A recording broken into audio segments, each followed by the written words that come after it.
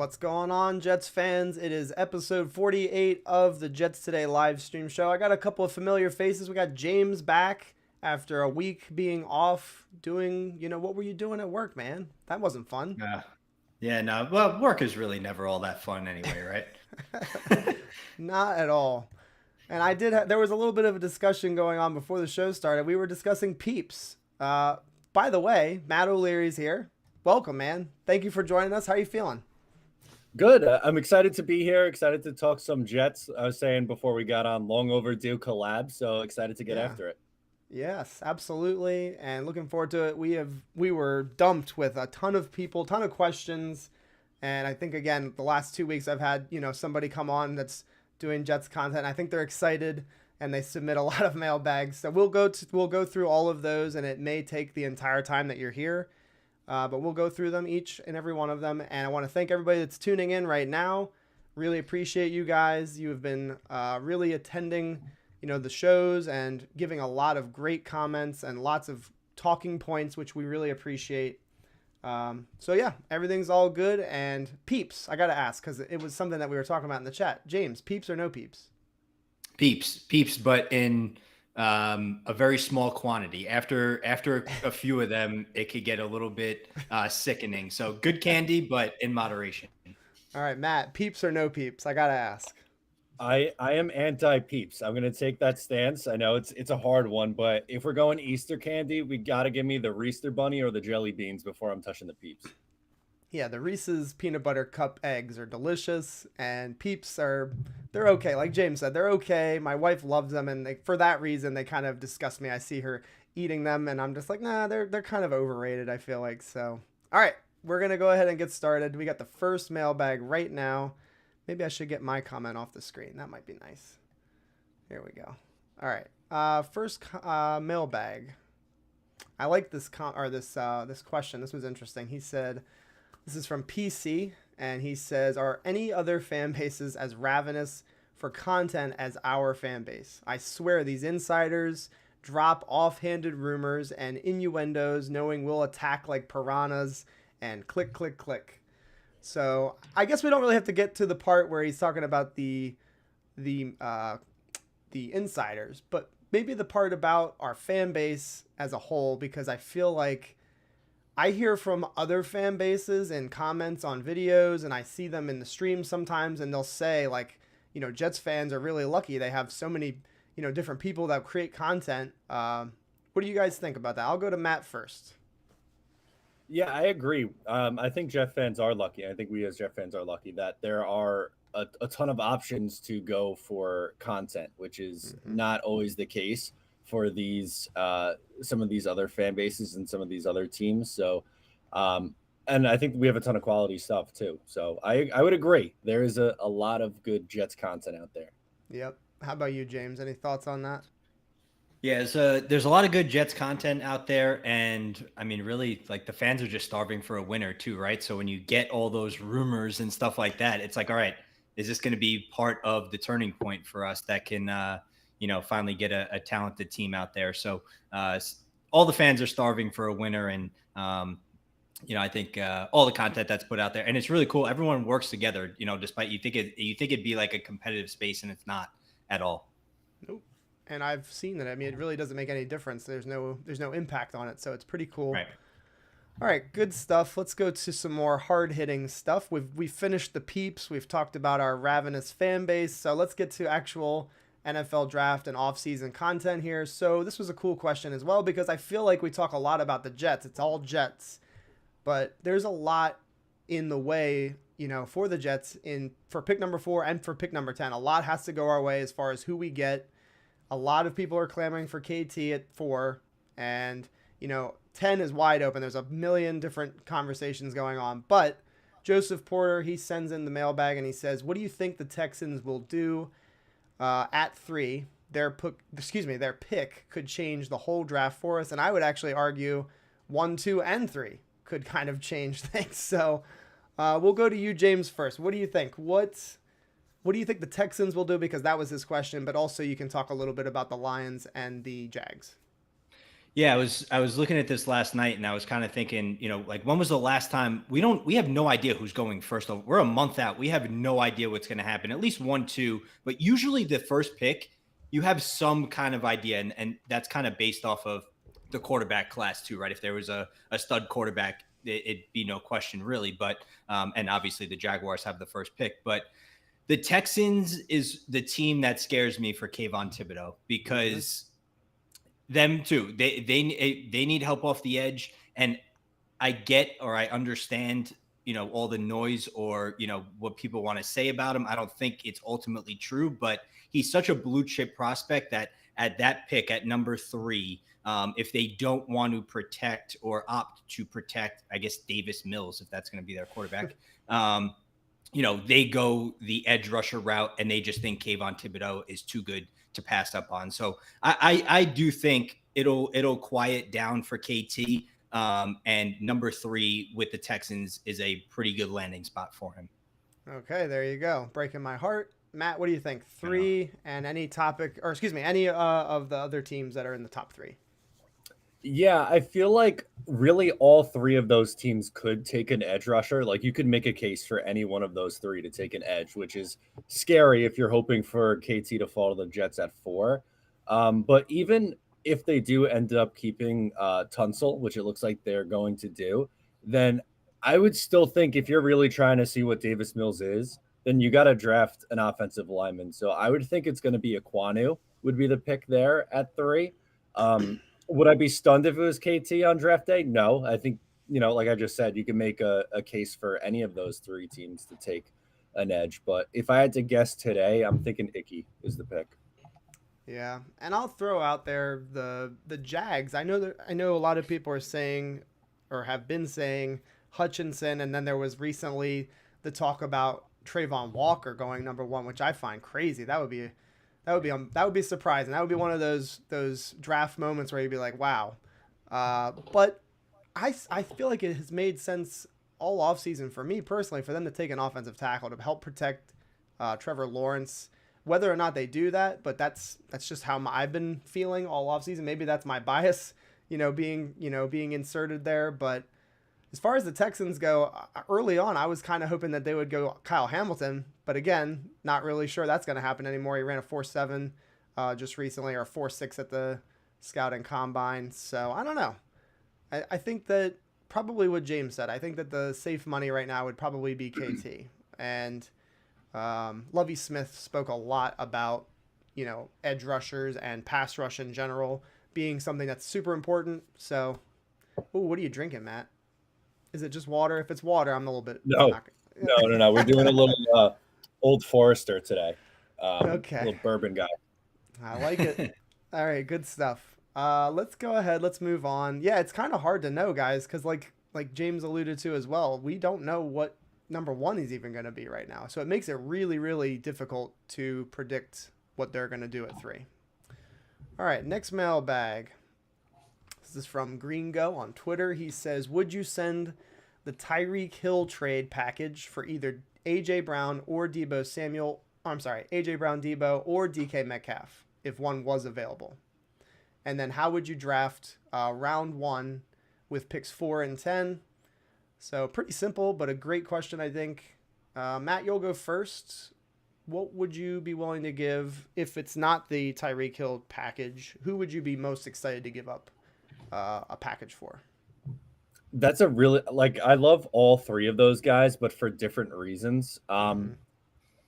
Honestly, something about bringing in AJ Brown to reunite him with Elijah Moore would seem like so much fun. Even though I don't think that one's super likely. I don't think Debo is super likely. I think DK is probably the one that would be the most realistic. But I would be okay giving up a package similar to what they were offering for Tyreek Hill. I think it's that important for the Jets to land the number 1 receiver. And then at that point, it would free you up to do a ton of different things at 4 and 10. I still think you should take the edge at 4. But then at 10, maybe you're trading back to recoup some of those picks. And then, depending on how far back you go, maybe a Tyler Linderbaum does come into question if you move back far enough. Or maybe you're looking to take a linebacker like Nakobe Dean. There's a lot of different ways they could go after a move like that. Mm-hmm. And Joe Douglas talked about it in his interviews at the was it the owner, not the owners, the head coach committee thing or whatever. I don't even know what it's called, but he basically talked about how they want to be able to maintain flexibility. And they had asked him, would you be willing to give up one of those first round picks? And I think the idea is exactly what you're talking about, Matt. If you give up those second round picks and maybe some change, you could move back and recoup. And it's like, I mean, it's not like the same thing like you never traded, but it would be kind of like that. Like you gave up some assets, you regather them, and you still have a ton of flexibility. So I think that's the idea. James, what do you think? Who would you be willing to give it up for the most? And would you be willing to give it up for that guy? Yeah, so I mean, I would give 35, 38, and 69 that same package for Deebo Samuel. I think he's in that same class. I'd probably structure it a little bit differently if it's DK or AJ Brown. And because I think you can get those guys with the amount of draft capital that they actually have. I'd probably structure it where it's 35 or 38 this year, a later round pick, and then I'd look into tapping into some capital in 2023. Maybe the first round pick comes in 2023 that you're giving up, and you're still giving up a whole bunch for draft capital wise. It's essentially another first round pick at that point, 35 and 38. Mm-hmm. So I'd give up one of those and maybe a future pick for DK Metcalf and AJ Brown. I think that gets the deal done. And I know Devontae Adams wanted to leave the Packers. However, that kind of worked out. But you look at him, he went for 22 and 53, I think, about that. So I still think there would be ways to get DK and AJ Brown without giving up that package that we would have given up for Tyreek Hill, which I would have been fine for Tyreek Hill, Deebo Samuel. I think for the other guys, I'd structure it differently. But for argument's sake, if we did give up 35, 38, and 69 for one of these three guys, I think pick 4 stays the same. It's a premium defensive talent. If KT is at 4, you draft him, no matter what you give up for a wide receiver. If KT's not there, then I'm not going reaching for an edge at 4. I'd take Sauce at 4 and then see what comes at me at 10. If Jermaine Johnson's sitting there at 10, I'll make that pick there. And if he's not, then I look back and, look into trading opportunities, whether that's, maybe with the Eagles who would want to move up, who have a bunch of capital. But I'd roll with it that way. I don't think any trades for a wide receiver change what they need to do at pick 4. Yeah. And all good stuff by you guys. There was an interesting comment earlier, and I've lost it like an idiot. It was a good one. Crap. So Jim Pock is saying JD won't take a wide receiver at 10 in this draft class. I wouldn't completely rule it out. If they get their edge at 4, I think there's a really good possibility that they do that. And we need one. And if we don't go into the draft with one of these guys, I would say that it's a very big need, like probably one of the biggest, if not the biggest needs. Again, we don't have that many guys even on the team right now playing wide receiver. So something to consider. Jim Pock does say that he thinks that Deebo and DK are going to be staying put. And I think that's the safe bet for sure. Those guys are probably not going to move. We're a speculation land right now. We have about a month here till the NFL draft. So we are just literally spitballing stuff right now. All right, let's go to another mailbag. And by the way, the guys that how I would rank them, I would say Deebo, if he's actually available, which I don't think he is, I would have him number 1, DK 2, and then AJ would be a very, very good third fallback option. All right, let's see here. This is along the lines of wide receiver still. And it's from Hector Cabrera. Thank you very much for sending it in. He says, do you guys see the Jets as a contender if they pull off one of these wide receivers? So again, all 3 of them, you can just discuss freely here. If we land DK, AJ, or Deebo, would that potentially put us in the conversation for a wild card? Would that put us in position for an AFC East division crown? I personally don't see that, but I would like to hear from you guys. James, you'll go first this time. Well, I mean, I think it would definitely take our offense to the next level. That's for sure there. I see. I don't know. I'm not going to go as far as AFC East title crown. That's not. I don't think that's going to happen. I mean, things happen throughout the year, but I think that's kind of dreamland right there.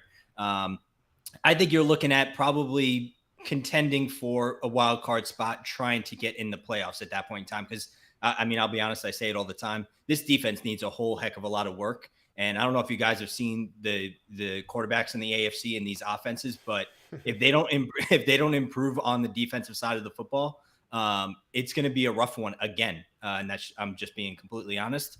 I'm with you.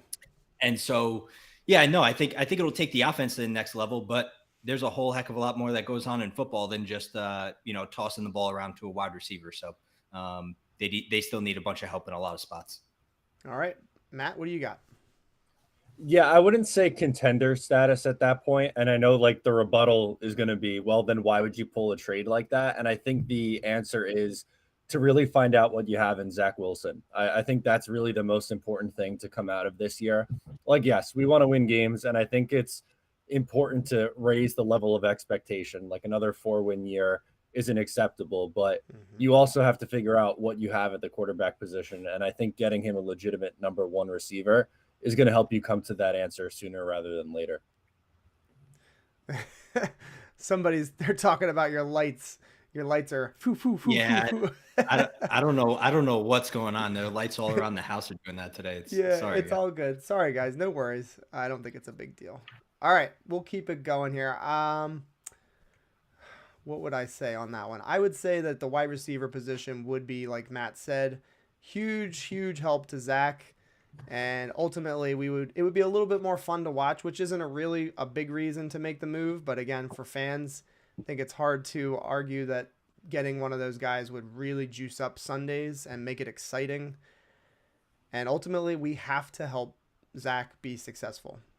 If this season does not go well for him, that is a big time concern. I mean, it doesn't need to be some Pro Bowl season, doesn't even need to come close to that, really. But if he does not take major steps forward, you have to be concerned, I think. So, all right, let's keep it going. We got another mailbag here.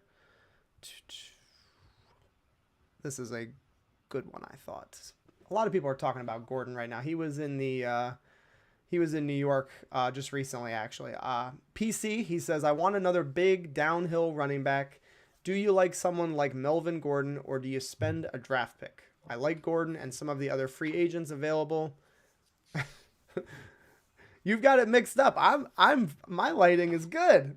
I'm not over there. Got somebody saying I'm streaming from Ukraine. Jeez. What do you think, Matt? I'll go to you first. Would you do the draft pick, or would you do the free agent signing for the running back position, if you even want one? Yeah, I do want a bigger body running back. I think that's important to add for this team. And I think you could find that on day 3 in this draft. And there's a couple guys that I like, whether it's Brian Robinson from Alabama or Hassan Haskins from Michigan. I think both those guys fit the bill. With Tevin Coleman coming back, I think he's, a nice complement with Michael Carter, as they play a similar kind of role, but they're missing a bigger body, short yardage back, which I think both of those guys could handle a role like that. Excellent. And James, free agent, draft pick? I mean, Melvin Gordon is an interesting one. And I don't know what it would cost to sign him or anything like that, but he's got scheme familiarity being in Denver. And I think he's got a whole bunch of production. So that would be an interesting one there. But like Matt said, you can definitely find one of these guys on day 3. I'll kind of add another name to that list, Dameon Pierce, if you're looking for that downhill, tough runner. He's that kind of guy as well. Obviously, Matt mentioned Brian Robinson. He's a big back, but he's got some juice to him as well. So I am looking at day 3, but I would not be opposed if they decide they were going to bring in a guy like Melvin Gordon. Okay, there you go. No worries, buddy. I appreciate you. All good. Let's see here. Sean McAteer, he throws in the chat. He says, running back Jerome Ford from Cincinnati. He's saying is the guy he wants in the 3rd round. I wouldn't spend a 3rd. I mean, it's not crazy, and I wouldn't be like kicking and screaming if we did that. I I still think that you can really land somebody in that 4th, 5th round range. And Scoob is agreeing. He says, let's not draft one before the 4th round. You guys are aggressive in the chat today. My goodness.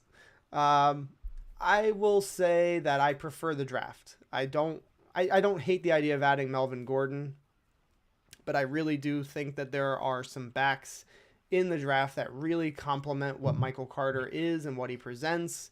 And I do like the idea of having a 1-2 punch that's going to be on the team for the next, at least for the next 3 years. I mean, barring injury, I think those guys would be able to make a lot of noise. The guy I keep talking about is Tyler Algier, but I think Dameon Pierce is a hell of a good running back. You mentioned, Haskins, right? Yes. Yes. So I think Haskins is intriguing as well. Let's see here. I wouldn't spend too much, and I think that's fair to say. I wouldn't spend too much on the running back, regardless of who you end up getting. NY Jets Superfan, I don't think we'll be able to do that. Breece Hall is probably going to go in round 2 or 3, right? Like, I think that's probably his floor is a 3rd round pick. I don't know if we can manage picking one that early with the number of holes that we have. And we'll go to one more comment before we go to the next mailbag. This is from Matt Morris, and he is saying, I think having a big banger with Carter is overrated. Oh, interesting. He says, give me 2 Carters. Give me Cook, Dalvin Cook's brother, James. Let's talk about that. That's an interesting comment, actually. What do you think about that, James? Overrated to get a banger and a power back? Would you like to have another shifty kind of guy that can do some work, kind of like a Michael Carter? What do you think? I don't think it's overrated to get a guy, a bigger back, especially the Jets had decent amount of trouble there on short yardage runs. And you could probably put that on the offensive line. There's probably a whole bunch of factors for that, but you do need that guy that is the change of pace. We have Michael Carter. And I think, especially later in games, if you're trying to put a game away, tire down the defense a little bit, throw the bigger guy out there. Listen, we could probably count on our one hand how many running backs in the NFL take on the entire load. It just really not how it works anymore unless you have that one really special guy, Jonathan Taylor, Derrick Henry. Honestly, all the other names are escaping me. I think they're the 2 big guys. I mean, Najee Harris got a bunch of work in Pittsburgh, but I do think you need those change of pace backs, and we're missing that big runner there. Before I go to you, Matt, I think that you just look at Green Bay, what they've done. Aaron Jones, and they've got the absolute thunder, the hammer in the middle. I'm not saying there's any A.J. Dillons in the draft necessarily, but go get a guy that can do a little bit of that. And it's nice to have guys that can play different roles and situations.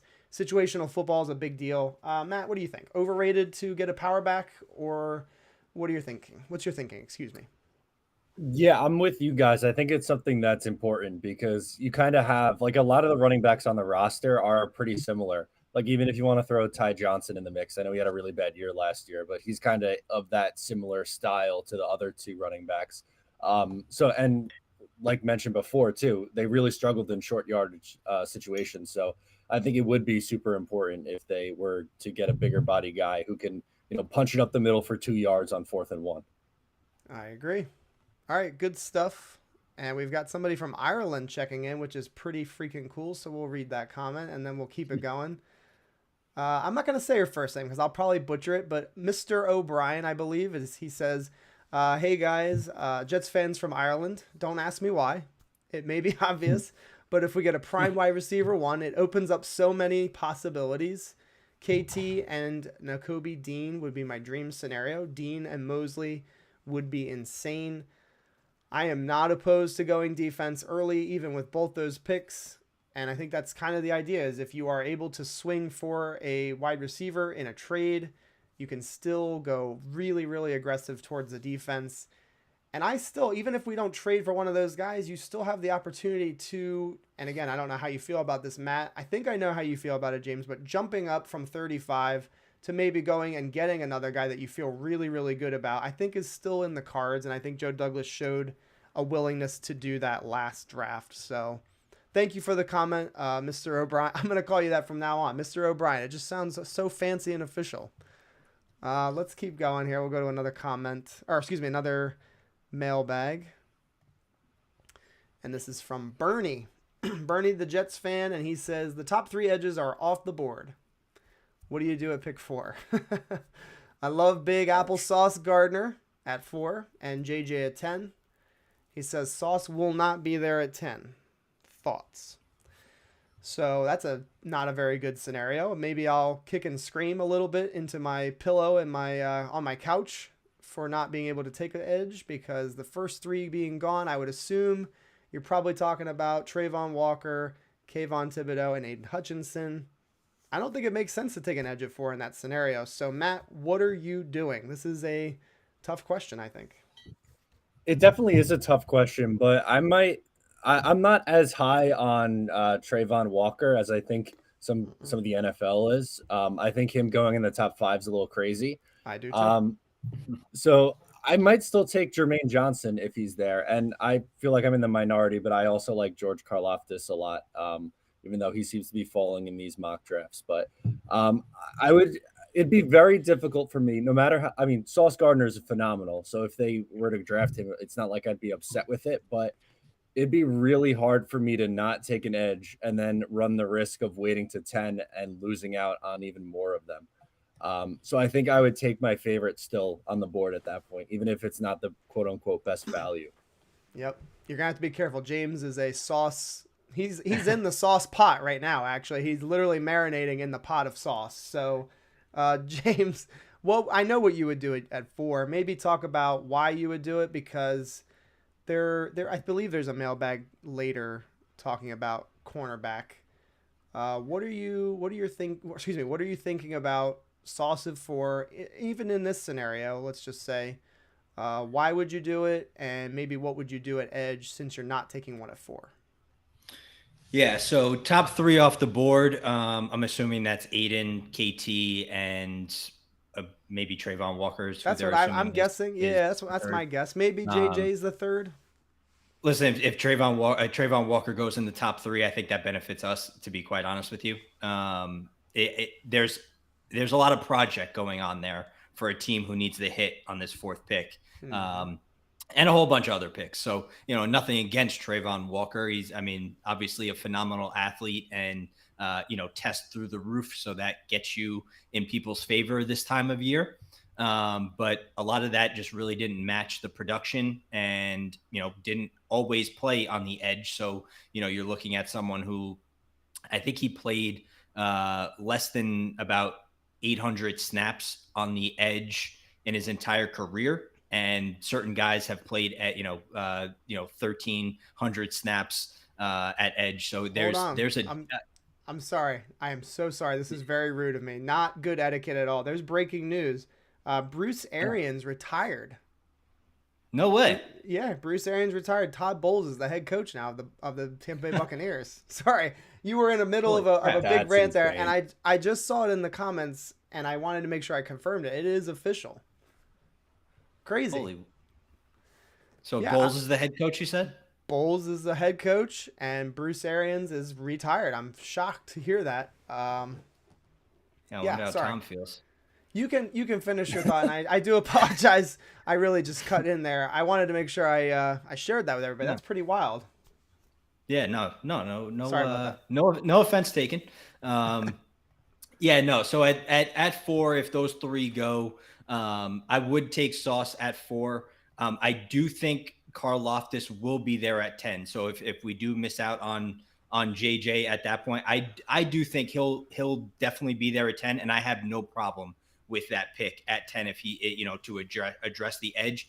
Like Matt said, it does seem like people are kind of falling out of favor with him, but ultimately, I think he would be an excellent selection at 10. So if you can't get Jermaine Johnson, and he goes, between 5 and 9, at that point to address edge, I think you seriously consider George Karlaftis at 10 at that point in time. And then, like you mentioned, John, they got the draft capital to move up if they don't get that wide receiver at 10, because Joe Douglas has to ultimately get aggressive at some point in time for an offensive weapon.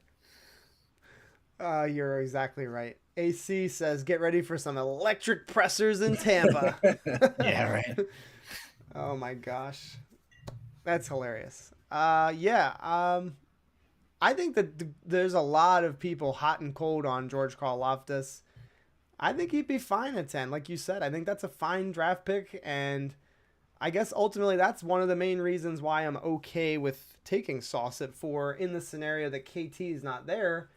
Because then what you can do is basically get one of these guys that we feel really good about. I think that JJ is my preferred option at 10. I don't know if he'll be there or not, but you're going to probably land one of these guys. And maybe going along with what Matt is saying, he's saying, I want to go get my edge. I want to have a choice. I don't want to just have, the pickings. I want to have the best cut of the turkey. I don't want the scraps, So I think I get that, and it makes a lot of sense. It is a very interesting discussion of what will happen on draft night in the scenario where they just don't have a very clear draft pick. And I think that KT is that. I think that if he's there, that's going to be the obvious choice. Jared Helmuth, he submitted a mailbag for the last month, I'm pretty sure. So thank you very much, Jared, for doing that yet again. And he says, we know Saleh likes Fant, and he's talking about George Fant. And he says, and we don't really expect them to move on from Becton at this point. And I agree. AVT and Tomlinson are locks. But what about McGovern? What are the chances the Jets will draft his replacement and trade him? Higher cap hit last year of his deal, etc.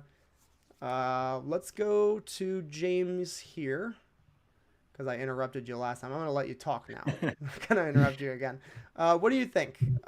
Would you consider trading McGovern if you're able to draft his replacement? Let's just go ahead with the obvious choice.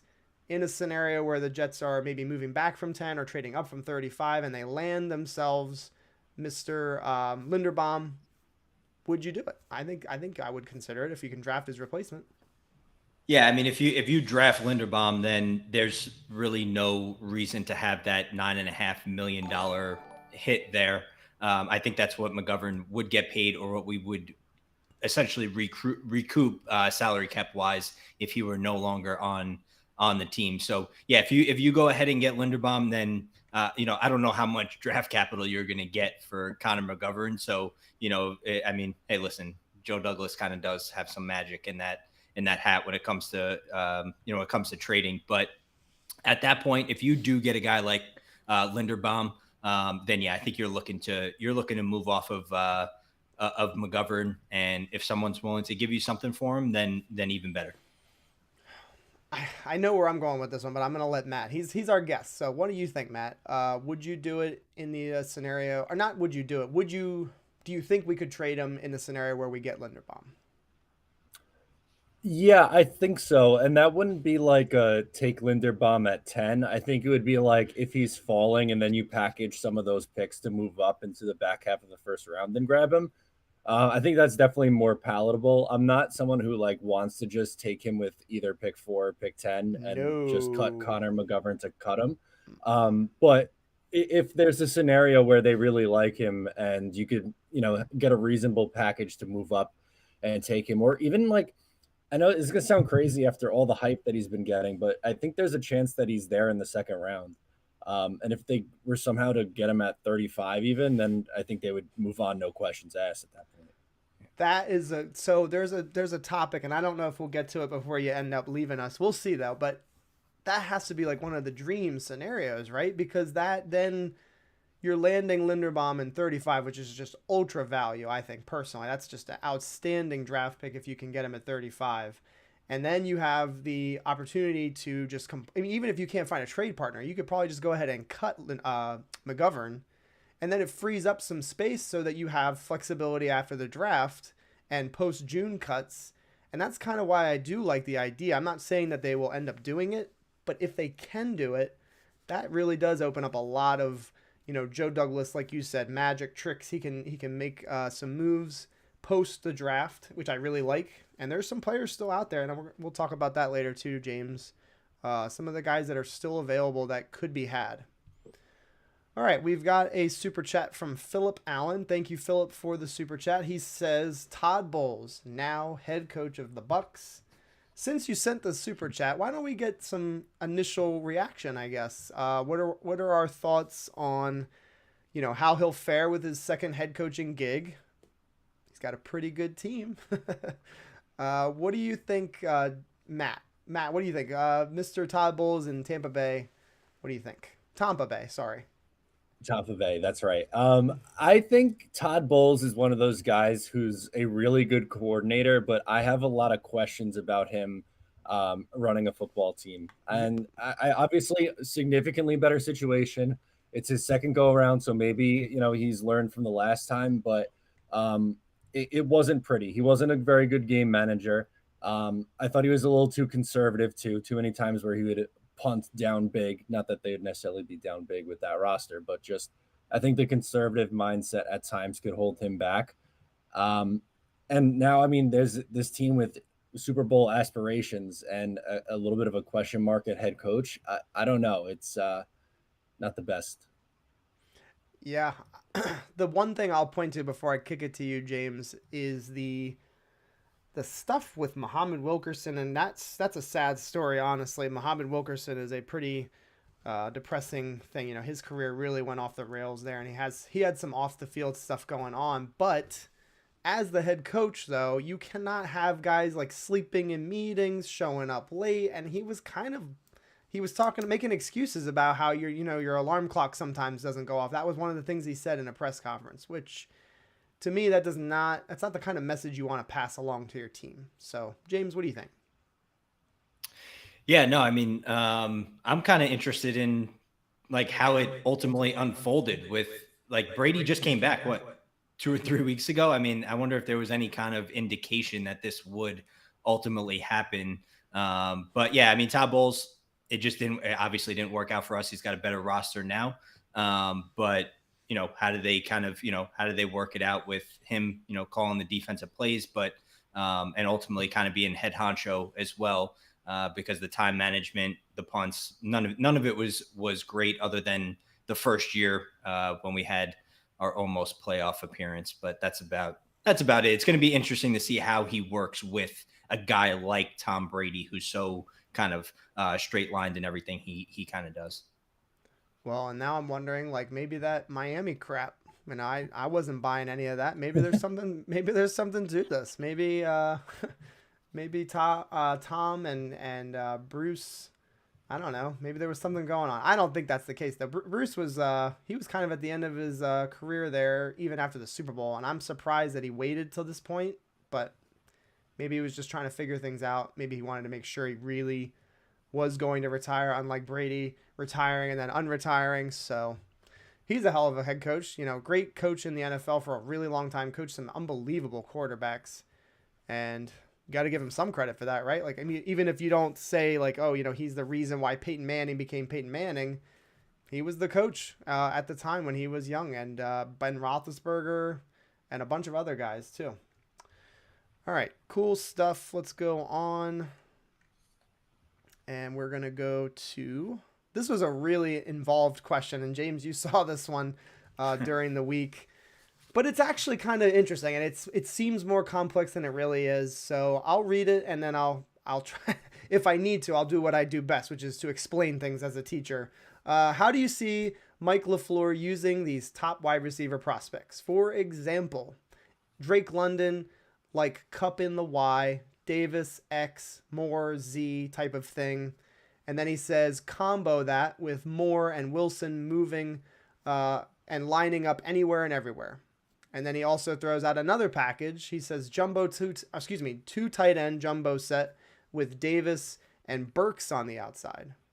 Then he throws in Jameson Williams, the X, Davis, the Y, Moore, the Z speed package. Which package do you prefer, I guess, is what he's asking. So again, it would be London as the Y, Davis as the X, Moore as the Z. And then he's also saying a tight end set where you have two tight ends, Corey Davis, Treylon Burks on the outside, which actually sounds pretty attractive, actually. And then he throws in the Jameson Williams, Davis, Moore speed package. It's a crazy question, but I like it. He led us down a rabbit hole last week, and he's doing it again. James, you're the Jets X Factor guy. You got to do this one first. Yeah. So personnel wise for the Jets last year, they wanted. I do think they wanted to run more 12 personnel than they got the chance to. They just didn't have two very good tight ends. So that makes running 12 personnel really difficult. But between 11 personnel and 12 personnel, that made up about 81% of the Jets snaps last year. And 11 personnel, not to get off on like a little bit of a tyrant there, a rant here, but when you got one running back, one tight end, three wide receivers, it's a very common personnel package. They ran that 61% of the time, and out of that 61% of the time, they threw the ball 72%. So if they're in 11 personnel, essentially every defense, every team that they played knew that there was a very, very good chance that they were going to throw the football, which is not what you want to happen. And so there they have to get better at running the football and out of 11 personnel, which why you bring guys like CJ Uzama and Tyler Conklin in. But to then move to the, how are these guys going to be lined up, right? And I mean, for me, everyone's like lingo is different. When I hear Y, I hear that's a tight end for me. So I have X, Z, and a slot. That's, your X is your guy that's on the line of scrimmage, right? He's going to be on the line of scrimmage. So you picture him being a bigger person, right? Your Brandon Marshall type of guy, your Drake London type of guy, right? Because ultimately when you're on the line of scrimmage, you need to be able to beat a press coverage, right? There's less room there. So they're going to be more physical with your X. And so Drake London, if they do draft him, I envision him being more of that X receiver. And when you also think about it too, is okay, if I have Drake London at my X, they're on the line of scrimmage, which means they cannot motion, right? They can't do anything. So I'm going to have my Elijah Moores, my Braxton Berrioses, potentially a Jameson Williams type in that Z or that slot because they're off the line of scrimmage. And they can ultimately move around and do all that gadget type of stuff there. Mm-hmm. So what I would prefer, it was kind of a nice suggestion there, right? So if you're in 11 personnel, you have CJ Uzama or Tyler Conklin out there. That means you have three wide receivers. So let's just say on the right-hand side, you have your X, Corey Davis. You have your slot, right? That's the guy that'll be next to your X in the slot. And then on the left-hand side, you'd have, your tight end. Did I say Elijah Moore in the slot? Maybe so. Okay. If I didn't, I'm going back on it. So okay. Elijah Moore in that slot, and then having a guy like Jameson Williams split out to be your Z, right? Because he's now off the line of scrimmage. He's on one side of the field, and there's that threat of potentially, hey, do we have to put that safety over the top for a guy like Jameson Williams? And then all of a sudden, okay, now this frees up Elijah Moore in the slot on the other side type of thing. So ultimately what we got from the Jets last year, though, was all these guys need to know all three positions because that was our reasoning for Denzel Mims not being on the field, that, he didn't know all three positions. So ultimately, yeah, I mean, there's going to be favorites of, okay, if you get a Drake London, he's going to be an X type of guy on the line of scrimmage. And then you can have movable pieces with, okay, what do we do with Corey Davis? Is he in a slot? Is he in a condensed split? Is he the Z on the other side? And then you could also do the same with a guy like Elijah Moore. And then when Braxton Berrios comes in, he's going to be that slot type receiver. So, I mean, there's a whole heck of a lot of options. But I do think we'll see 12 personnel, just a little bit more next year. And then hopefully they have the ability to run the ball more out of 11. They invested in it. They spent money on these tight ends. They did not. I mean, it's not skimpy contracts. This was not a Tyler Croft kind of contract. So they paid money for these two guys, and I think that the idea is they are going to do it more. What's your favorite package, Mr. Matt O'Leary? It's a lot to chew on there. Do you have a favorite? Do you want me to put the question back up there? For me, I think they're going to want someone who could do a little bit of everything. So I don't necessarily know if they're going to be locked into those specific sets. It's an interesting concept, right? Because Obviously, as you know, James explained so well, Drake London's a bigger body receiver, but is there a world where he could be like a big slot at times on this team? I would think yes. Garrett Wilson, I think, is someone who would have the versatility to move around. Jameson Williams, kind of same boat there. And even Traylon Burks, like I think he would be a versatile piece too. So I don't necessarily look at it as like, okay, if they draft this player, that means this is going to be their setup. I think they're going to be moving them all over the place and changing up the formation. So I think they'll look for someone who's versatile to fill that role, which ironically, I guess in this draft could be any one of those guys we just listed off. Mm-hmm.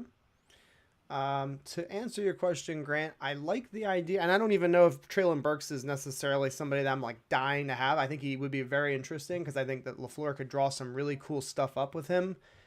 The package that you talked about with the 2 tight ends and Burks, and honestly, you could do Davis or Elijah Moore. I think Elijah Moore could absolutely be on the field in that package.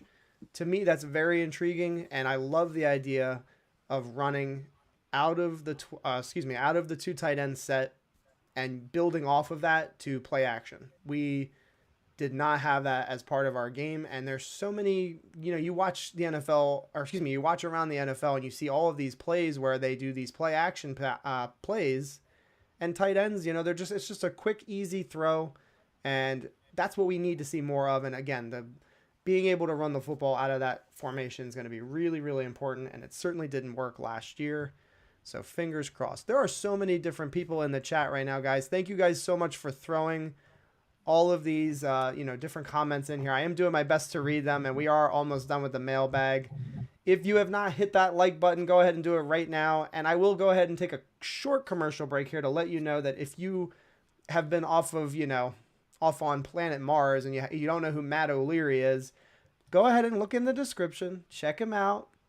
You probably know who he is, but if you don't, find the description, get all of his information there. He's got his Patreon, he's got his Twitter, his Instagram, and his YouTube channel as well as LinkedIn there. So really appreciate you coming on, Matt. Really, really cool stuff. Let's keep going here. El Soto, thanks for the nice comment. Really appreciate that, and definitely go Jets. Let's keep going. We've got, I think, how many more? We got two more. And I've got a very easy one here for you, and I think we all agree here. Food for thought. This is from Kev Chata. He says, if Ekwonu is there at 4, what do you do? Do you think he says, what do you think of picking him and then trading Becton straight up for A.J. Brown? He says, I'm not really sure if they have O-line issues, but he's just kind of spitballing here. Matt, what are you thinking about this? Drafting Ekwonu at 4, trading Becton for potentially a pick or a player? Yeah, I don't think this is on the table for me. Before they signed Lincoln Tomlinson in free agency, I was all over drafting an offensive lineman at 4 because then I think whether it be Neal or Ekwonu, either one of those guys could come in and play guard in year 1 and then move outside if they decide to either keep George Fant and move on from Mekhi Becton, or if they let George Fant walk in free agency and you pair Mekhi Becton and the rookie together. But once Lincoln Tomlinson was brought into the fold, that kind of went out the window for me. And based on what we heard from Joe Douglas this week, I think they're operating under the assumption that Mekhi Becton's going to be back and starting at either left tackle or right tackle. So I don't really look at this as a possibility at this point. All right. I pretty much agree with that. James, any thought on the idea of doing this? Yeah, no, I mean, I agree. I think honestly, at that point, you're almost creating a hole for yourself, and you're using the 4th pick to fill it, which I just don't think is the best use of their resources. All right, fair enough. Ryan Remington is telling me that you were the best head coach for the Jets in Madden. Is that true? I did. So during the beginning of the pandemic, I did a series where I took over the Jets and played out a season. We went to the AFC title game, so we had some nice success there. Fun fact, I'm not confident with a lot of things. Madden, I'm very confident in. I'm very, very good on the Madden sticks. So it's good to hear that you've got some skills as well. That's pretty cool. He said you're not the best He said you're not the best Madden player, just the best head coach. No, that's why it was fun, because I hadn't played in like a decade, so it made it interesting. All right, good stuff. That's funny. To answer your question, Kev Chad, I'm not trying to crap all over your idea, but I do agree with these guys. I think I've been saying it all off season. I think that Becton is primed to have a really, really big bounce back season. You know, is that blind faith by me? Is that bias because I'm a fan? Maybe so, but I feel like if you slide him over to the right side, which I think they're already suggesting they're going to do, and we've been kind of speculating, and I think that's going to be the case because Fant was really effective on the left side last year. He was really good. And so if you push Becton to the right side, I just feel like he is going to do his best Trent Brown impersonation on that right side of the offensive line. He's going to be killing people. And people are so very quick to forget what he did his rookie season. He was really good. He was really good. And were there things that went wrong in his second year? Definitely. But the injury really effed all of that up. It really screwed things up for him. So, barring injury, if he's able to stay healthy, I expect him to be a borderline Pro Bowl player just like he was his rookie season. I really, really do. And if you disagree with that, no problem. I have no problem with you guys disagreeing. But it's hard for me to be ready to bail on him after a really bad injury for a really, really big dude. And that was kind of the thing we talked about last season near the end of the season. We kept saying, like, why is he not back? And we kind of just were guessing, like, this is a really big guy. Over 360 pounds. A knee injury to a guy that size has to be significant. And was he doing everything that he needed to do? Probably not. And it's fair to criticize. But I'm not ready to ship him off. I'm just not doing it. Not for a guy that has Pro Bowl potential. Yep. All right. We'll go to the last mailbag, and then we'll be close to saying our goodbyes to you. Joe Campione, he submitted this not that long ago, actually, and he says, I believe that O-line and cornerback are the strongest position groups on the team. He says, why would anyone want to draft a corner in the top 10 when edge and wide receiver are glaring needs? If they have Gardner rated higher at 10, then just trade back. Or trade the pick, he says. This goes along with what you're saying, Matt. You really believe that the cornerback position maybe is good as it is, and I think that's fair to say. I actually don't think the Jets are going to draft Gardner for whatever it's worth. I would like them to consider him in a scenario, but I don't think they're going to take him regardless. That's just me and my perspective. James, what are your thoughts on that regarding the O-line and the cornerback being the strongest position groups?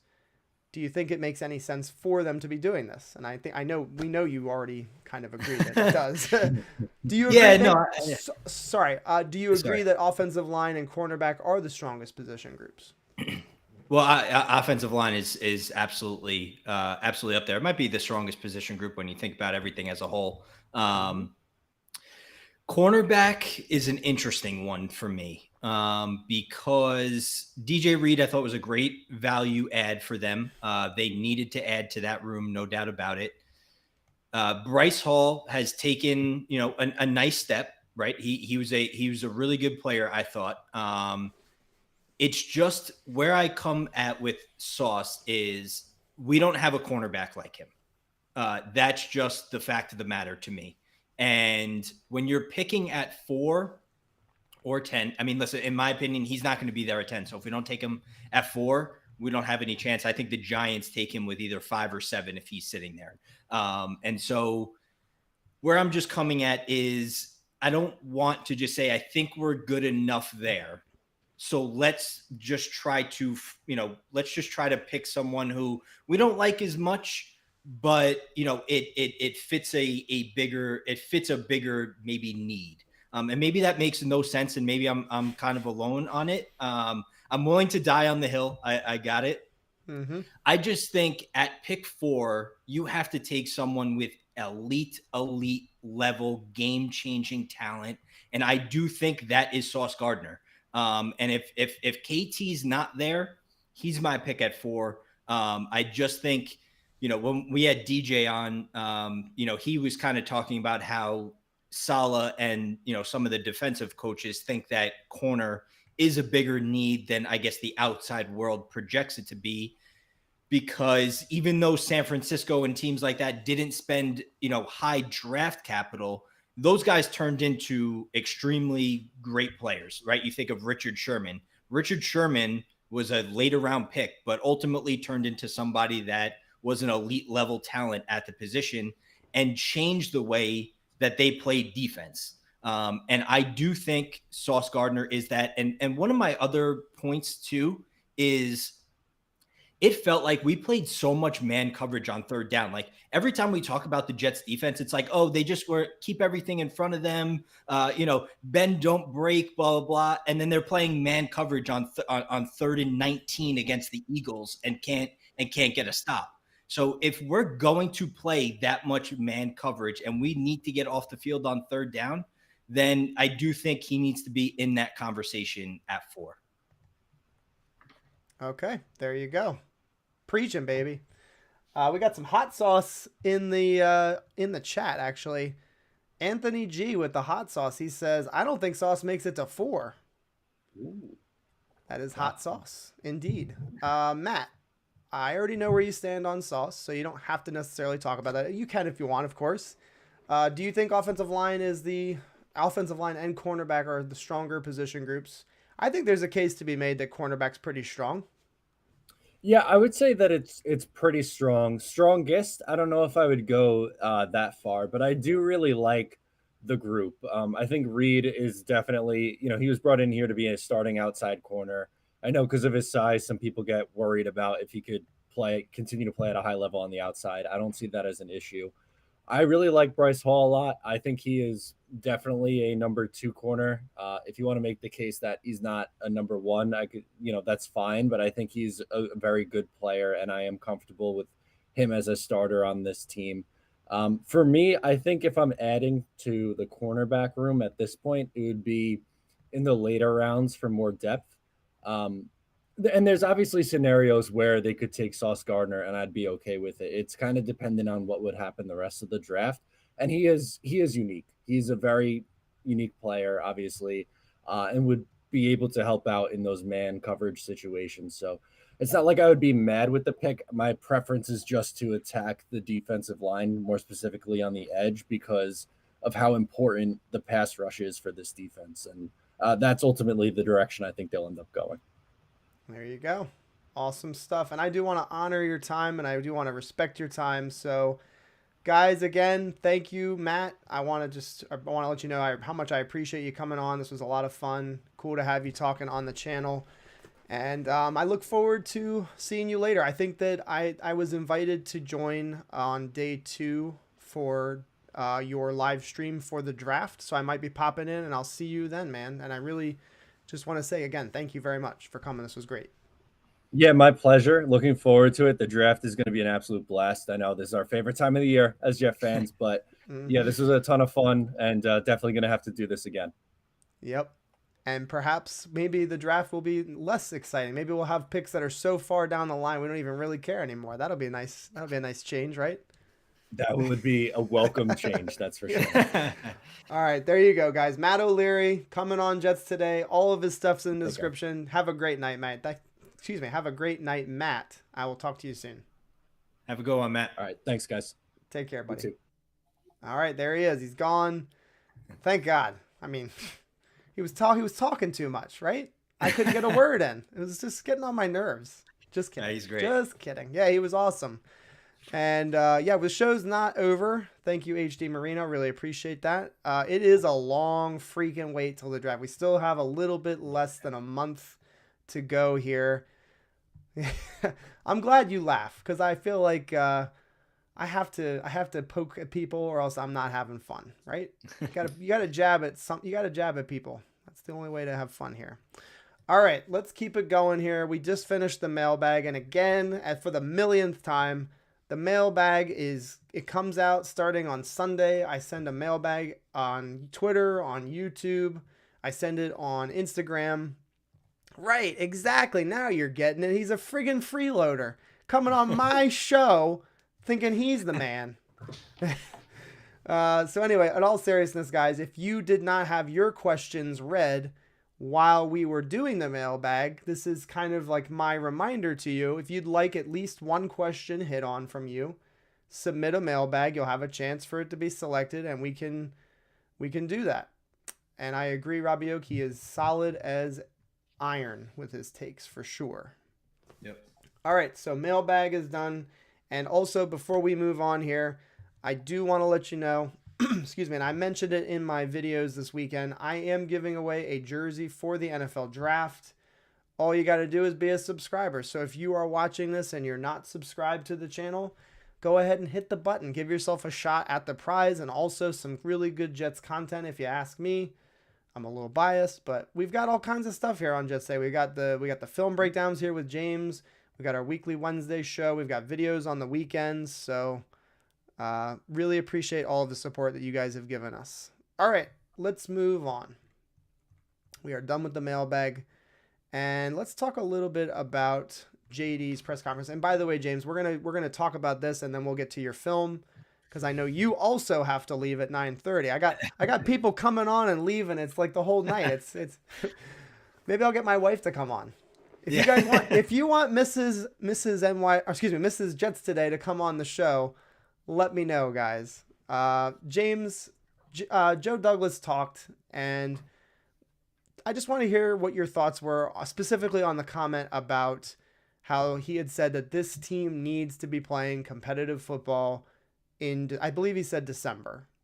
And he kind of like responded to somebody's question. He's like, we better be playing, meaningful games in December. And he's got high expectations for this team and this franchise. So I just wanted to hear what you had to say about that, because I thought it was really cool. Yeah, no, because he's 1,000% right, and part of it is also because that's his job, right? There's going to come a point where if it stays this way, he's not going to have one. That's just and I'm not saying after this year, but obviously down the line, this thing needs to change. He's done a really good job, in my opinion. Right, the 2020 draft is what it is. That's. I not to like make an excuse for him or anything, but for the way that offseason went down, the COVID year, the beginning of COVID, how the draft was, and for that to be your first draft calling the shots, listen, it just wasn't the same. And he pulled up a couple of good players, and Adam Gase was there at the time. It feels like, and he mentioned this in his presser too, I think.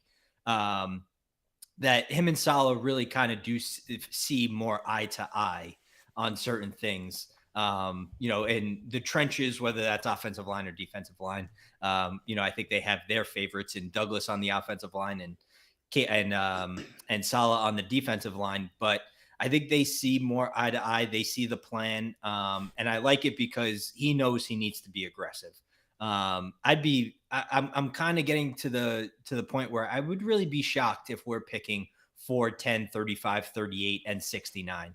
I think something major happens at some point in time, whether that's before the draft or during the draft. And for Douglas, he's saying all the right things, and he's been doing all the right things, in my opinion, as well.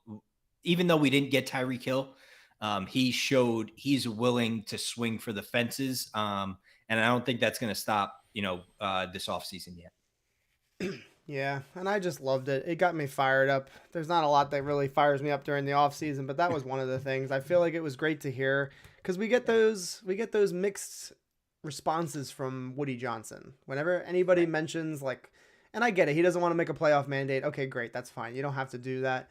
But it's nice for somebody to finally just say, we need to do this. We need to start winning more freaking football games. We can't continuously be a 10 game losing record type of team. It's just not acceptable. And we're at that stage in the rebuild, if you even want to call it that anymore, because at this point they've addressed the offensive line, they've addressed the quarterback early in the draft. They're going to address the defense now, and it's time to put up or shut up. I think it's completely in bounds. And one of the things I had said at the beginning of the offseason was that Joe Douglas was going to be under a lot of pressure. Not pressure because he was going to get fired, like you said. Not going to get fired probably, even if it's really bad this season. But there's pressure for him to get this club going. And I like hearing him admit to it and just being honest about it. We have to start playing competitive football. Bina with a great comment. He says, people do realize how bad this roster was when Jody took Oh over. yeah. A decade of horrible team management. JD is on the right track. Clearly, it was a mess. And you can look back to the seasons dating back to 2016. Is that right? Yeah, we had the 2015 season where we won 10 games. So 2016 and on has been terrible. Yep. And then prior to 2015, there was some really bad seasons as well. 2011, 2012, 2013, and 2014. No good. Not good football at all. So to say it's been a rough road, it would be putting it mildly. I can't. I mean, maybe someone in the chat can figure it out. But when was the last time they won a game in September? The month of September. Right. I'm thinking it might be a few years. Honestly, the season's over by October. Yep. Exactly. We've been buried early in the season. We get buried. It's like an avalanche right out the gates, and there's just no way of return, really. Yeah, winning football games early in the season. I will say last year, the one built-in excuse was it was just a really, really inexperienced football squad. Yeah. A lot of inexperience, and at key positions too.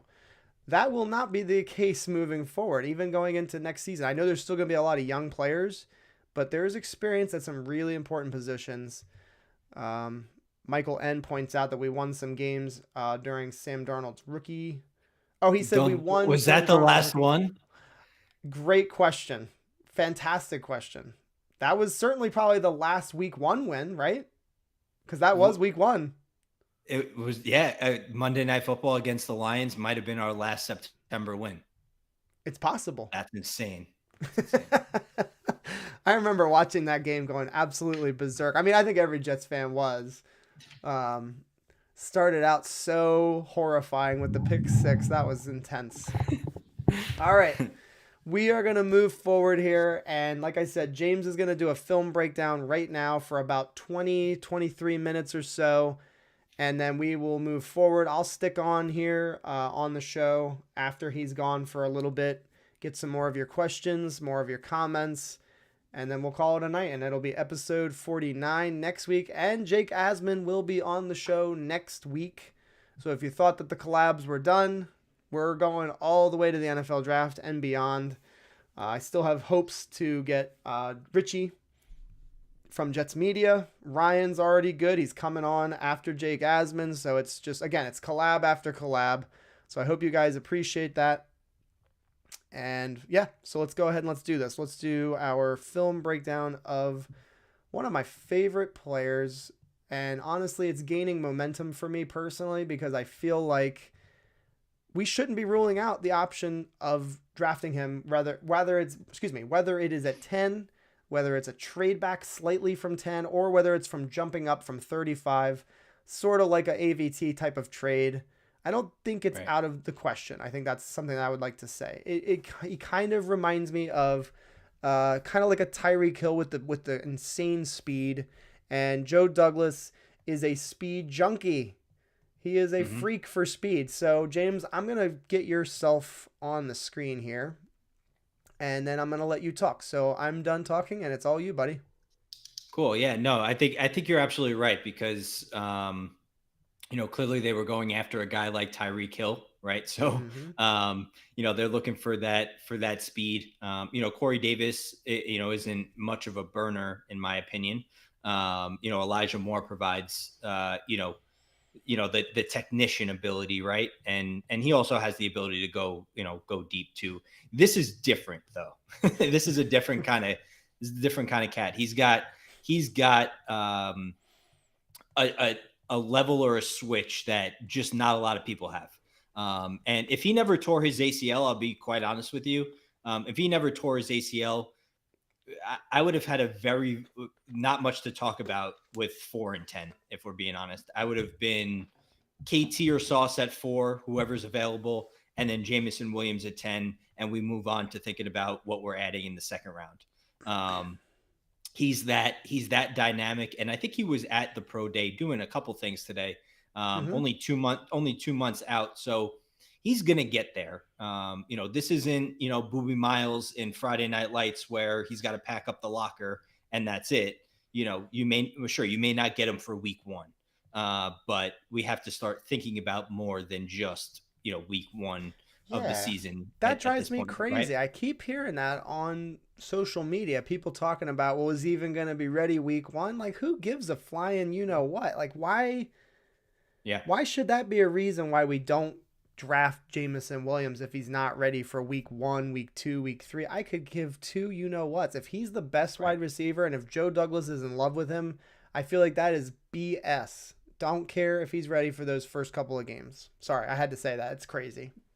No, yeah, and you're right. And I see, some people in the chat too, in terms of, um, maybe even if he didn't have the injury, some people wouldn't have him as wide receiver one. That's fine. I think this year, maybe more than others, it's a lot of flavor. What are you really looking for?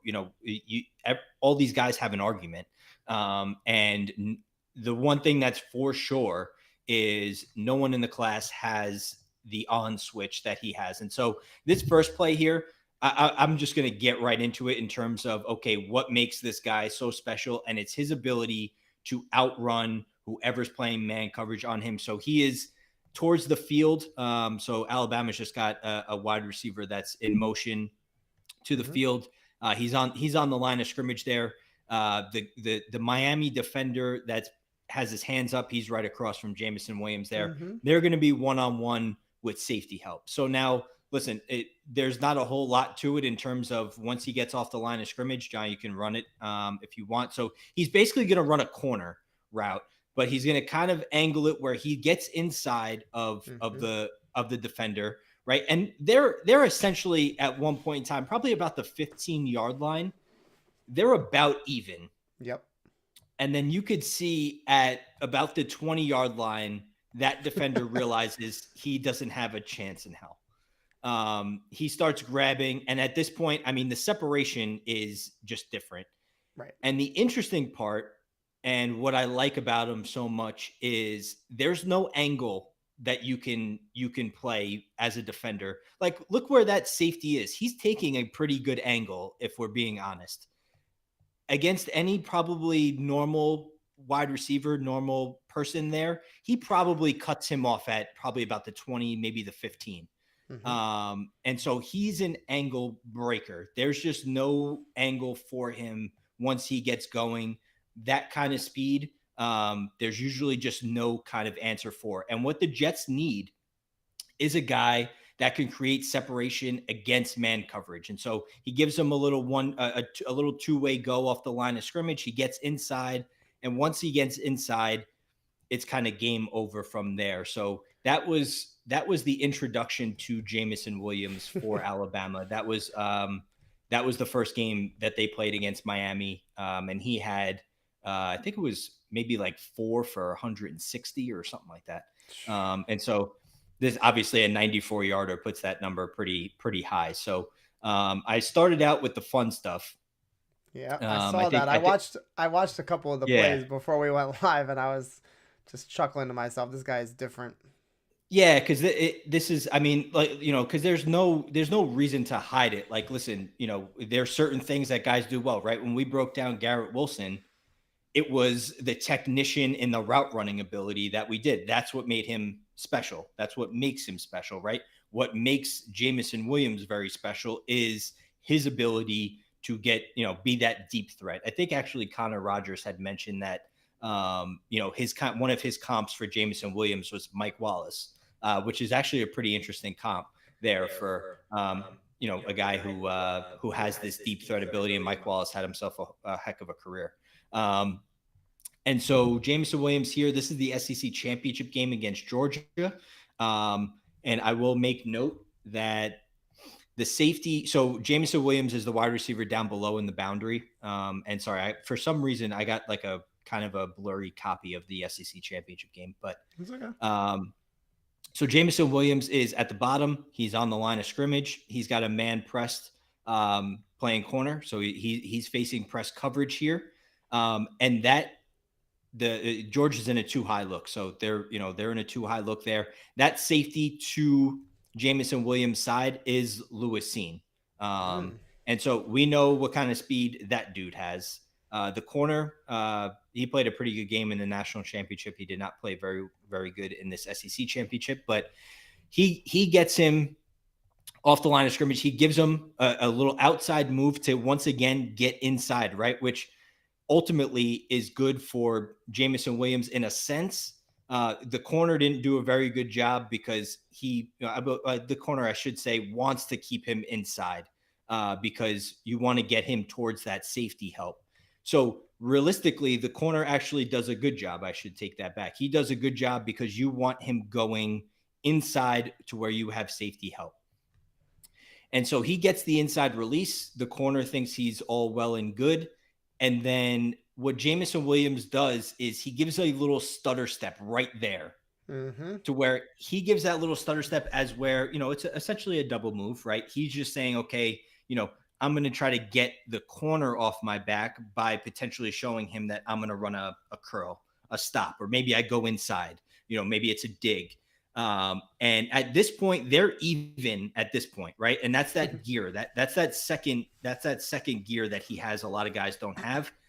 And from this point forward, his burst from start to stop was pretty impressive, that someone can go from running that fast to stopping to then just gaining that same momentum. And he completely blows by the corner and Lewis Cine here for the touchdown. But really the most impressive part was that stop and that go. Yeah. And there's just not a lot of guys that can hit that level of speed.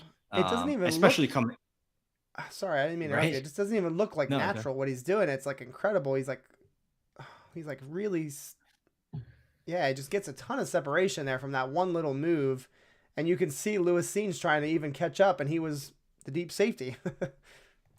Right. Yeah. Right. Exactly. That little move affords him some separation, but then it's ultimately at the end of the day, it's that ability to hit that burst from start to stop and go from there. So that was incredible. And I actually tweeted out because someone had a little bit of a slowdown, like a GIF of that play.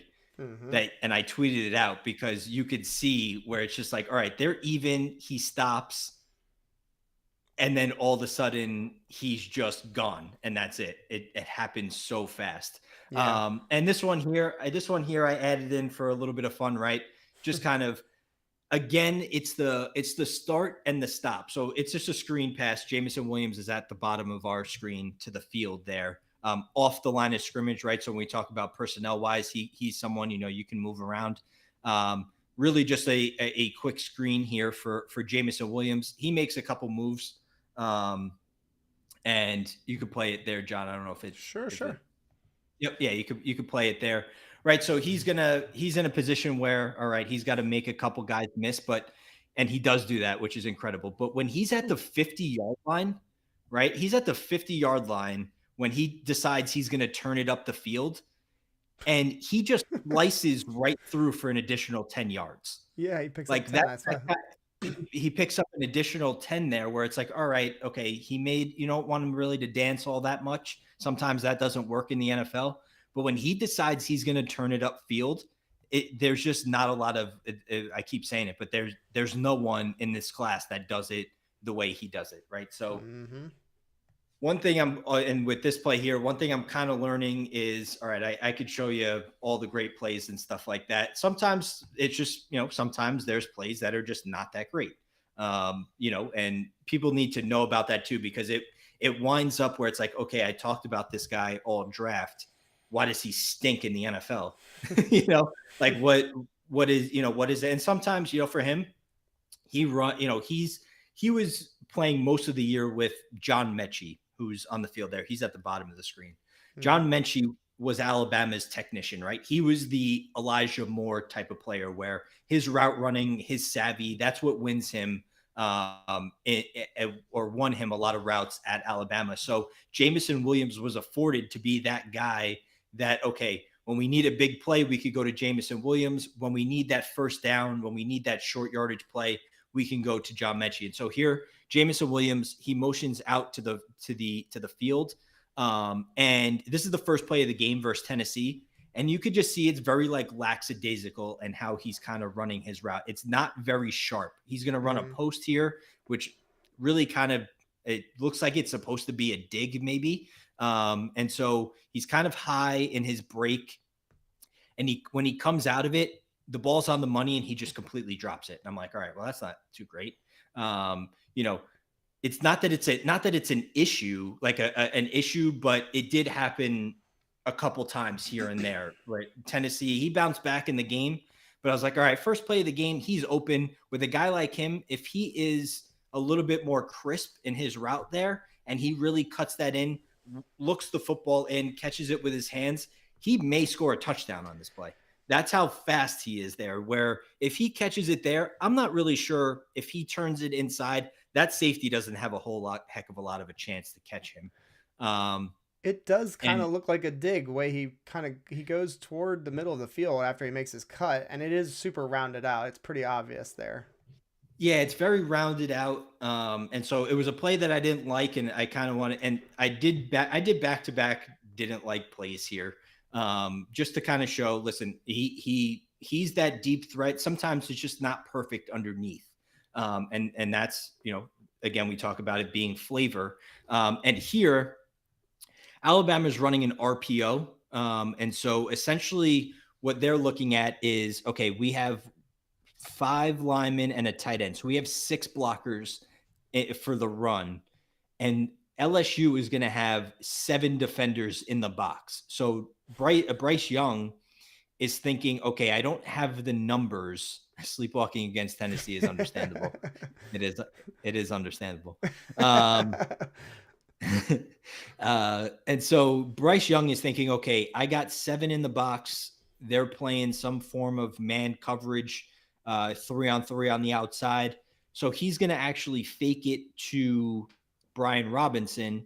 And when he fakes it to Brian Robinson, you could see Bryce Young's eyes immediately go to that slot defender. He may be a corner, a safety, who is over the John Mechie, who's around the 40-yard line, and Jameson Williams is at the top of the screen there. And so if that defender sits back on Jameson Williams, Bryce Young's going to throw it to John Mechie.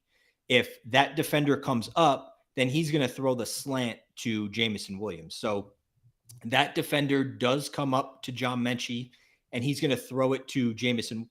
He's going to throw it to Jameson Williams. Again, very rounded out. What you want to see from Jameson Williams there is a little bit crisper of a slant. I mean, he rounded that about as round as it can get. Mm-hmm. And then you want to see him flatten it out. He runs directly into the corner, which makes this an unsuccessful play. If he flattens this out, it's at least a catch. I don't know where he's getting. I mean, the corner gets up thinking he made a great play, which, good for him if he feels that way. But Jameson Williams is just kind of blindly running into him. So Vern said it, 2 not great routes when you're talking about coming down, on the short intermediate type of stuff. I mean, he's a burner, but those 2, I was like, listen, I want to show them because it's not always perfect underneath, which is kind of what his game, is predicated on, that deep stuff. But the next play, it's very funny that it happens this way. This is that play happens, right? See, the corner gets in his face. Yeah, this is the very next play.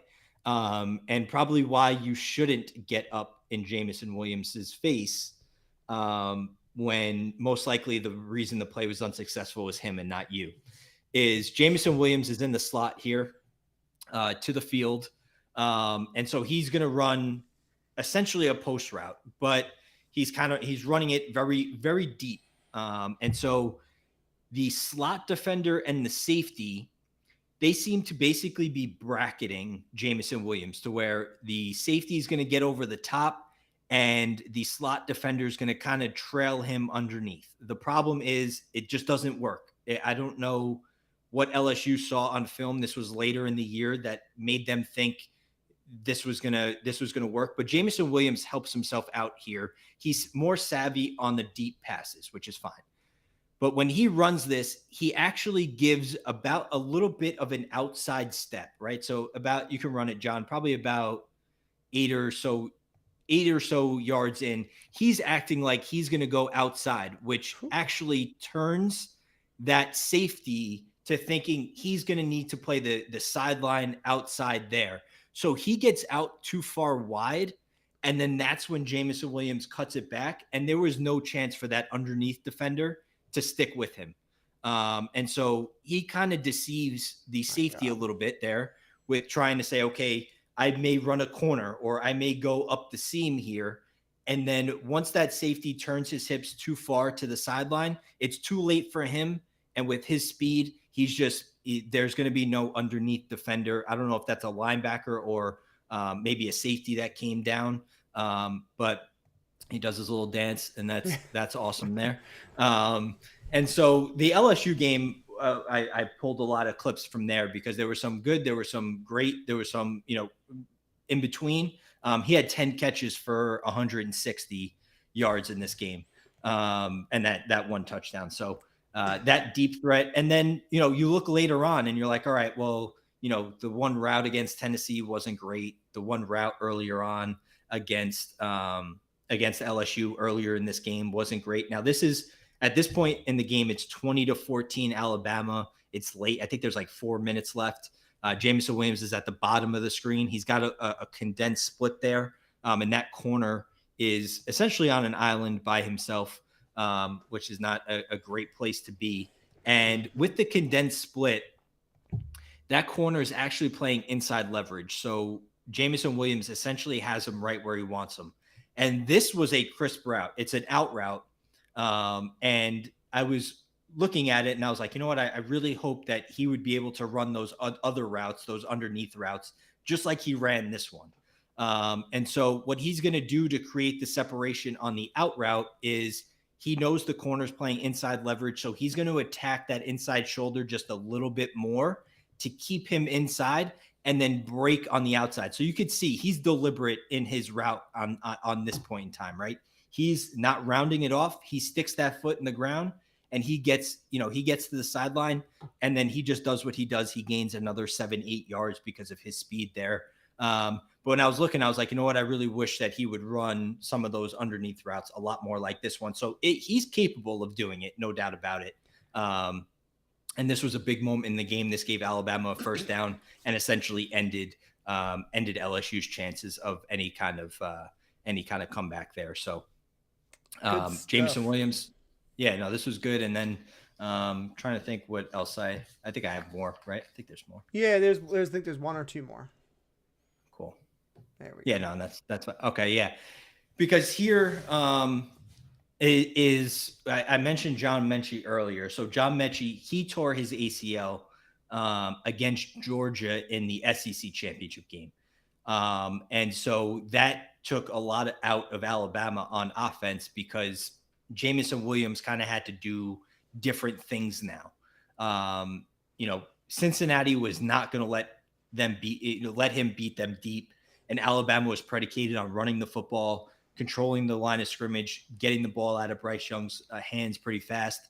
And so Jameson Williams here, he really took a step that I really like to see against Cincinnati in terms of he was finding the open spots in the zone and sitting underneath, being really good. Most of his catches against Cincinnati came in the intermediate where they were probably like 12, 15, 16 yards, nothing deep down the field. And he was turning them into first downs, right? There was a 3rd and 4, he gained 5.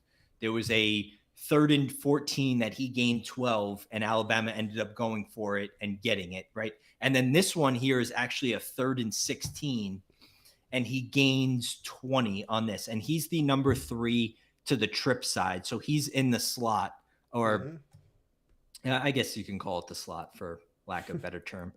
He's the number 3 there. And Cincinnati's just playing his zone. So where Jameson Williams gets a little crafty here is he's going to run an over route, but he's not going to run himself into coverage. So if you play it there, John, he's going to notice he's going to notice that the safety actually drops down. And so when he notices the safety drop down, he actually stops himself from continuing and he gets upfield and he sits at around the 35-yard line. Bryce Young hits him and he's able to turn and gain another 5 yards or so, get them the first down, and you move on. So the Cincinnati game was really impressive for him because they didn't have John Mechie, so he had to play a little bit of a different role, not be the guy that was just going to run straight down the field. And actually, I do have the other play. So that was third and 16. He gained 20, and he did something very similar here too. So he's the point man in the bunch at the top of the screen, and what he's going to do is part of his game as well is, all right, well, if they know my speed, right? Cincinnati knows the speed. They're going to go deep. Cincinnati's got a smart defense. They're not taking much chances here. And so when Jameson Williams gets off the line of scrimmage, he threatens vertical with his route, with his speed. So he gives a nice inside release there. That corner is staying deep. And then once he feels comfortable, he throttles it down. He sits down. He gets out of the break. And it's actually not a very great throw by Bryce Young. And he's actually able to make a pretty acrobatic catch to gain 12 on third and 14. If that's a better throw, they get a first down right there.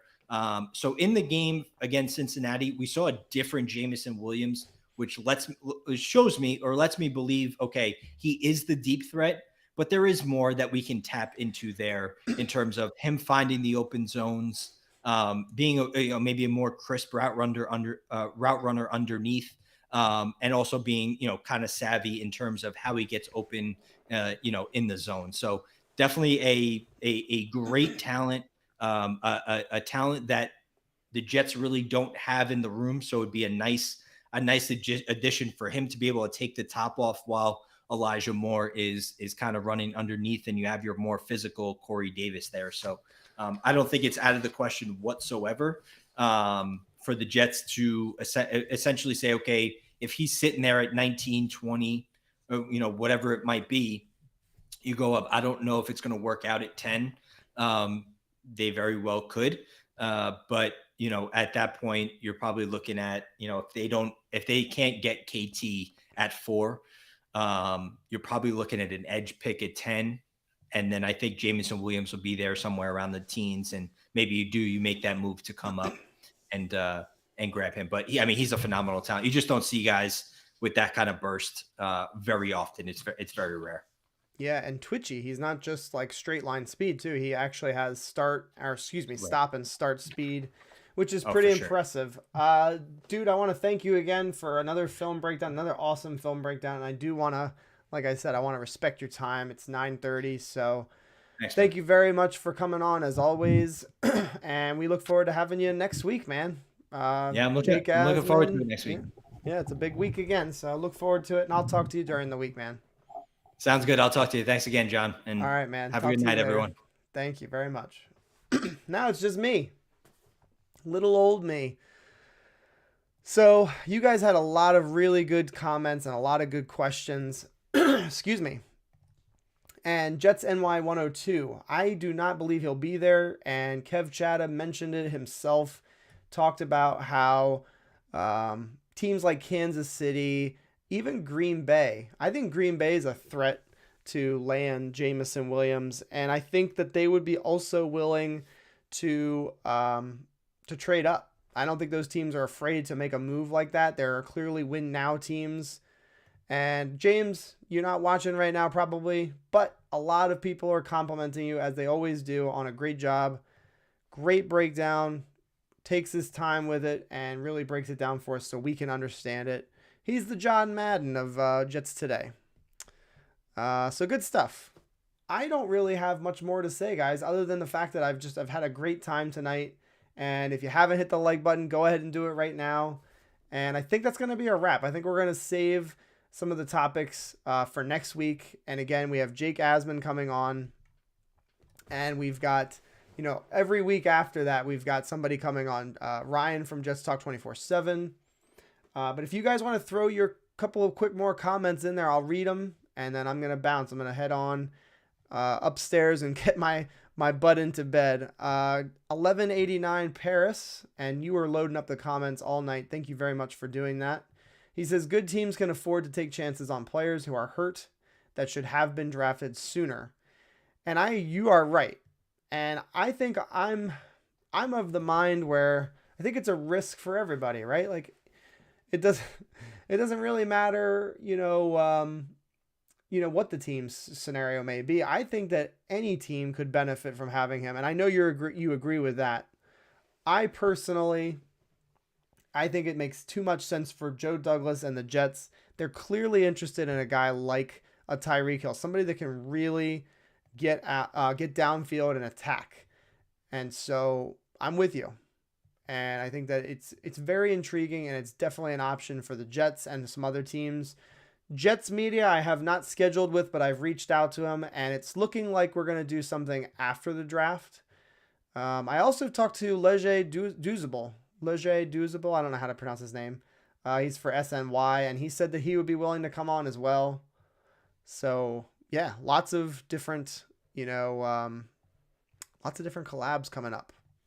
Harold H. He said we have to go Sauce at 4, Edge at 10. He says wide receiver at 35, O-line at 38. He says Abraham Lucas, if he's there for developmental purposes, he could take over for Fant in 2023.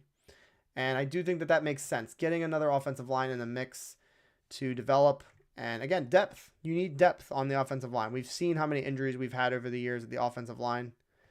Yes, he's already said he would be willing to come on, so don't you worry, Vern. Leger Douzable will be coming on. He said he would be up for it, and so that's going to be the plan. We're going to get, Richie, Leger, all after the draft. There's going to be a lot of dark, quiet times after the draft. We're not going to have a whole lot of news. So I'm going to get as many people on as I can. Tell me a little bit more. What's he not calm about? Is he upset about something?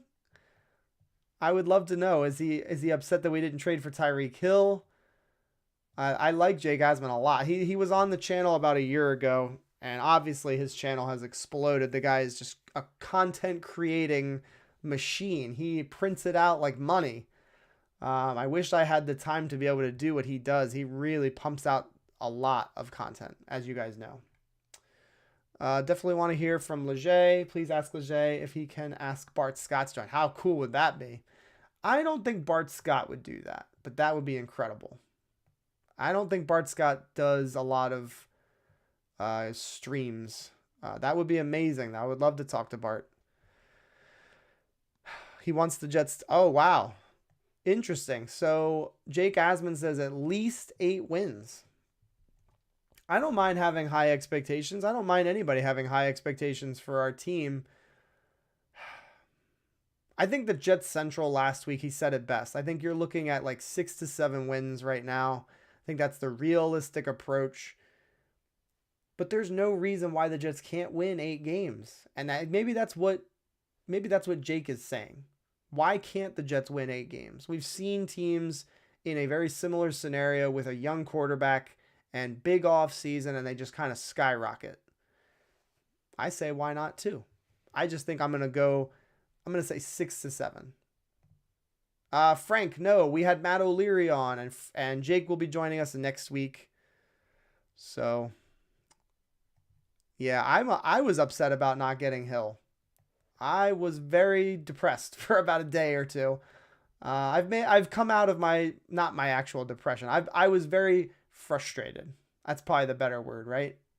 I was very frustrated that we didn't get him because I felt like now it's almost like we have 2 things we need to fill. We need to get somebody that can guard him, and we still need that wide receiver.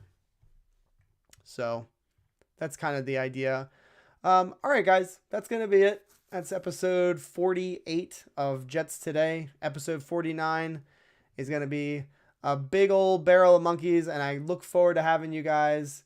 We got Kings and Dreams on here, and he gives me a super chat as I was about to head out of here. That's super cool of you. Really appreciate it. He says, 9 wins. Let's be bold. Big up the show and the chat. Appreciate you, man, and really means a lot. dude, listen, the Cincinnati Bengals went from I believe it was like a 4-win team and to winning and going to the Super Bowl. So this kind of stuff happens all the time in the National Football League. I'm not sure if the Jets are there, but anything can happen. And I think that it's totally fine to dream. I mean, that's why we're fans, right? Like, why be a fan and sit here and say there's no shot? Because that's kind of like pointless. We have a shot. It's still, there's still a work in progress and they're still trying to build. But I think there's a ton of potential and a lot of reasons to be excited. I know, Jim Pock, we did beat them last year. All right, that's going to be it. Episode 48. Thank you guys. Love you guys so much. Thank you for all the support. Have a great night. See you guys on, this weekend. You'll see me this Sunday. That's right. Go Jets. Have a great night. See you guys next time.